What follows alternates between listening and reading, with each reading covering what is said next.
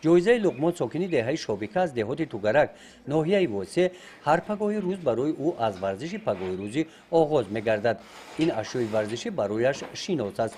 بعد ورزش سبک لحظه اینجا به مشق بدن مشغول می‌شود.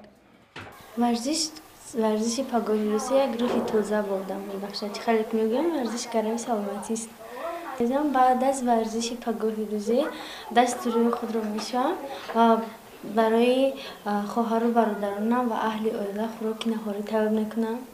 بعدا یگان کاری که در خانه حولی میروم رو بچینی خانه میکنم و بعد از اون به درس میروم. جایزه در صنف 11 تحصیل دارد. در مؤسسه تحصیلات میانه عمومی رقم 21 خواننده موفق میباشد. انتظامش نمونوی است. با بهای اعلی تحصیل دارد. در همین 11 سال تحصیل موفقیت‌های زیادی به دست آوردم.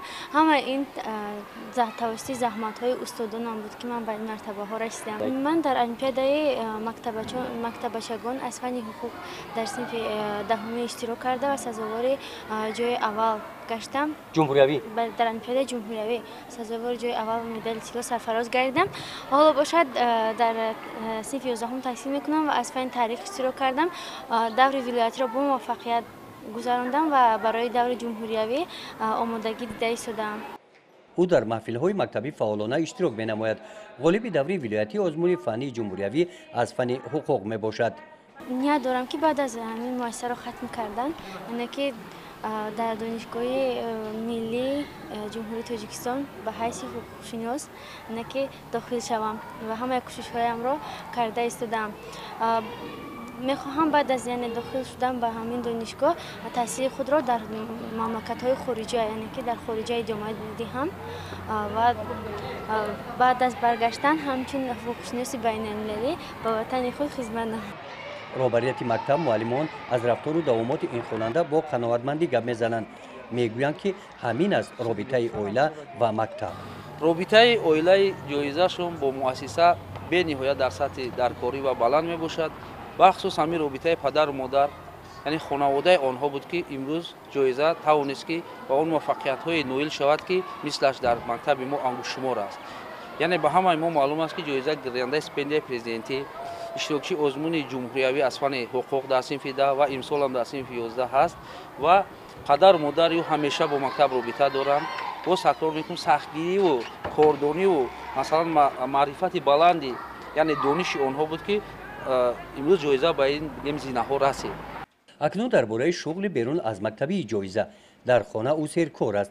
از همه مهم برایش این از خود نمودن دانش و از خود نمودن زبان ها میباشد. با اینترنت پیوست است. همین صفحه های اجتماعی اینترنت پیوست بودن من یعنی که به من در سویه دانش خود را باز هم بلندتر کردن کمک میرسونند. مثلا من میتوانم از اینترنت گرامر انگلیسی گرامر روسکی разговорник همه پروگرام ها بسیارتر با این پروگرام ها و علاقه‌مند هستم و از این استفاده میبرم و سواد خود را باز هم بلندتر میگردونم.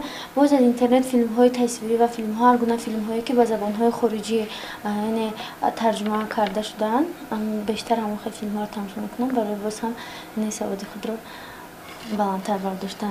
جایزه اعضای محفل پیروان پیشوای ملت نزد بخش کار با جوانان و ورزش در ناحیه واسه میباشد.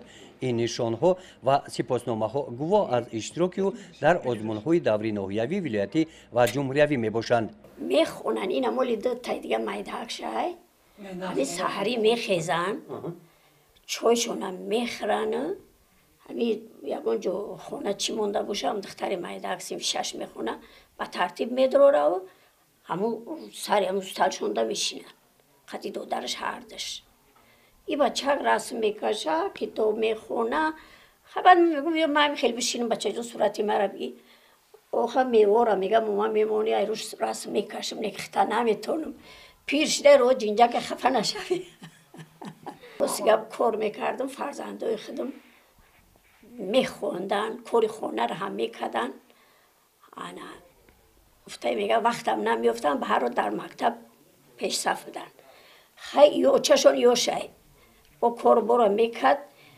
یو درسشون تیار میکدن اینا حاضرم کار برشون میکنن میگم ما خیلی ما یکون ساعت درس تیار کنیم که اینا پگه آزمون داریم یا پگه درسمون قین تره من میگم مایل زور رسیدگی من میکنم با کشاب بودکدن بکنین. یکی از شغل‌های دیگری جایزه در خانه این شغل ورزیدن به هنری دوزندگی میباشد. این هنر رو او از بیبیش یاد گرفته است. دخترچه ما در خونه خیلی نونپذیر نشونش دادم. خودش خمیر میکنه، رس میکنه، حلو میکنه، تفت میبنده. هم مثل تفت هم چک دانده، هر دشته هم ایوهده میبرویه. خیلی تورد میکنه. اینا در روزای گفتیم که یه تورد که وقت نیفت. نکرد. همه کارو ای دستی می همه پخت پس چی کاری باشه ای دستی می میکنه. هنر زندگی رو با من بیبیم آموخته است و خوبم از افتش نبرایم. نتوانم از افتش میبرایم. باز در خانه هنرهای پخت و پس، کار باری خانه، خورش تیار کردن، همینو از افتای همین کار میبرایم. و همین کار مشغولم بعد از درس. جایزه نامی زیبا است. این نام رو با او با بایش گذاشته است. جایزه را جزم فرهنگ میخوانم، کم کم میخوانم که وقتای چشم روشن بودند همین کتاب رو کم کم ورق میدادم جایزه نام کردم دخترچه را. مشه هم پدرش مانده. شما رو پرسیده؟ هو من بروزگی هر دو کتاب فرهنگ نگاه میکنیم. نامشون میگذاریم. نامای توزیع توجیکی. هو با همه حتی باش همه میاره با میفهمونه که همین نامیت چی معنا داره. براستی که من دوستای نزدیک داشتم، بهترین دوستا داشتم، فرزند کلان پسرم لقمان نام کردم. دوستی بهترین خداراتی گذاشتم. بعد دیگه خیلی فرهنگ خواندم و از شاهنامه گرفتم، خیلی نامش رو موندم.